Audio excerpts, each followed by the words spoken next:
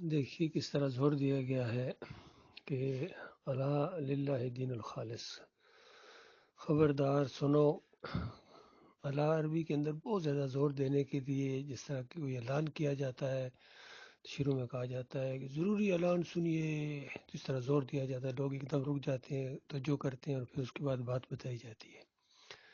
تو یہاں بتایا گیا کہ خبردار سن رکھو کہ اللہ کا دین جو ہے وہ بالکل خالص ہے، یا خالص ہی اللہ کا دین ہے۔ یعنی اگر وہ خالص نہیں ہوگا تو پھر وہ اللہ کا دین نہیں ہوگا، وہ کسی اور کا دین بن جائے گا، شیطانی دین ہوگا۔ لیکن جب بالکل وہ خالص ہوگا، شرک سے پاک ہوگا، تو وہ اللہ کا دین ہے۔ اس کے علاوہ کوئی دین اللہ قبول نہیں کرے گا جس پہ ذرا بال برابر بھی ملاوٹ ہوگی۔ دیکھیے اس کے ساتھ پھر ایک پس منظر میں ایک وہ ہندو مورتی کے اوپر کوئی چیز گھما رہے ہیں۔ تو یہ جب لوگ دیکھتے ہیں تو وہ سمجھتے ہیں دیکھو یہ ہندو ہیں جو ان کا دین خالص نہیں ہے، باقی ہم تو مسلمان ہیں، ہم تو قبروں کے اوپر چڑھاوے چڑھاتے ہیں، مزاروں کے اوپر کرتے ہیں، اور بھجن گاتے ہیں، قوالی کی طرح قوالی گاتے ہیں بھجن کی طرح۔ تو ان کے آپس میں بالکل ملتے جلتے معاملات ہیں۔ تو یہ مسلمانوں کا جتنا شرک ہے نا، یہ بھی انہی آیات کی زد میں آتا ہے کہ جب اسلام ہوگا تو پھر کوئی مسلک نہیں ہوگا، کوئی فرقہ نہیں ہوگا، پھر بریلویت اور دیوبندیت اور اہل حدیثیت نہیں چلے گی، کیونکہ ان کے اندر تو شرک ہے، کسی میں کم کسی میں زیادہ، اور اللہ کا دین بالکل خالص ہے، ذرہ برابر بال برابر اس کے اندر شرک کی ملاوٹ نہیں ہونی چاہیے۔ اگر کوئی بندہ خود تو شرک نہیں کرتا ہے، لیکن کسی شرک کرنے والے کے پیچھے نمازیں پڑھتا ہے، اس کو اپنا امام مانتا ہے، لیڈر مانتا ہے، چاہے وہ مکی ہو، چاہے وہ مدنی ہو، چاہے وہ پاکستانی ہو، چاہے وہ انڈین ہو، چاہے فرانس کا ہو، چاہے انگلینڈ کا مولوی ہو، چاہے امریکہ کا مولوی ہو، مولوی سارے مولوی ہیں، یاد رکھیے، کیونکہ یہ اجرت لیتے ہیں اور اللہ کے راستے سے روکتے ہیں، اور دین کے اندر کجی پیدا کرتے ہیں، ٹیڑھ پیدا کرتے ہیں، مسلک بناتے ہیں، اور پھر دین کو انہوں نے اجرت کا ذریعہ بنایا ہوا ہے، یہ کمائی کا ذریعہ ہے ان کا، یہ دیندار نہیں ہے، یہ دکاندار ہیں، یقین کیجئے۔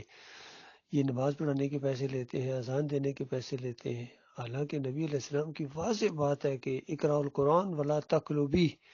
قرآن کو پڑھو پڑھاؤ، لیکن اس کو روٹی کمانے کا ذریعہ نہ بنا لینا، روٹی کمانے کا ذریعہ۔ دیکھیں ایک عام بات، اب جس طریقے سے بھی دین کے اوپر اجرت لوگے، اپنا ایمان بیچو گے، اللہ کے آیات بیچو گے، وہ تم اس کی زد میں آؤ گے، چاہے ریال لو، چاہے دینار لو، چاہے روپے لو، چاہے ڈالر لو، جو بھی کرنسی لوگے دین کے اوپر،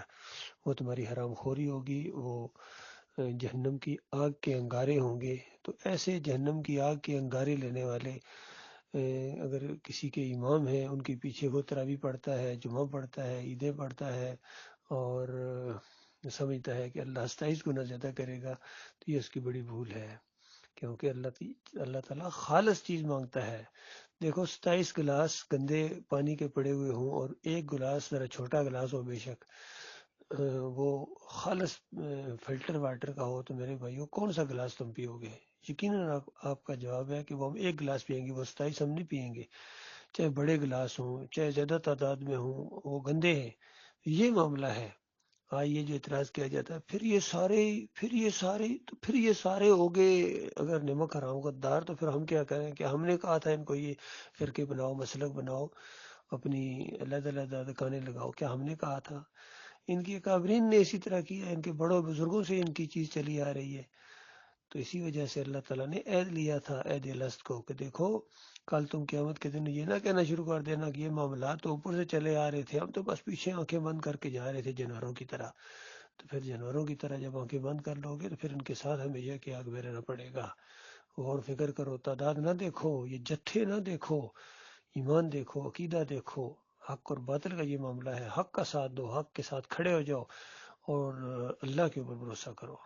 یہ ہماری دعوت ہے میرے پیارے بھائیو، کتنی حسین دعوت ہے، کتنی زبردست دعوت ہے کہ دیکھو نبی علیہ السلام کا طریقہ اختیار کرو، صحابہ اکرام کا طریقہ اختیار کرو، تب خیر آئے گی۔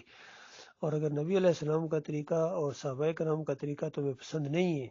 تو پھر جس طرح سورہ نساء کے اندر بتایا کہ جو کوئی اللہ کی مخالفت کرے اور رسول کی مخالفت کرے، حالانکہ اس کے اوپر بالکل بات واضح ہو چکی ہے، اور سبیل المومنین سے ہٹ کر چلنا چاہے، فرمایا نولہ ما تولی ونصلہ جہنم وساءت مصیرا۔ پھر ہم اس کو چلنے دیتے ہیں جدھر وہ خود چلنا چاہتا ہے.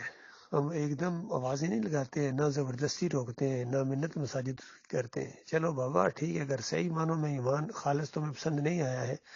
مولوی کا دین اور پیر کا دین اور اپنے امیر تنظیم کا دین تمہیں زیادہ پسند ہے، یہ فتوی زیادہ اچھے لگتے ہیں قرآن کے مقابلے میں، تو ٹھیک ہے میاں جاتے رہو. تو مالک فرماتا ہے جیسا اس کا خاتمہ ہوتا ہے نا، آنکھ بند ہوتی ہے، آخری سانس آتا ہے، تو اسی وقت سمجھو آگ کے اندر اتر جاتا ہے. اللہ تعالیٰ اس خوفناک انجام سے اپنی پناہ میں رکھے.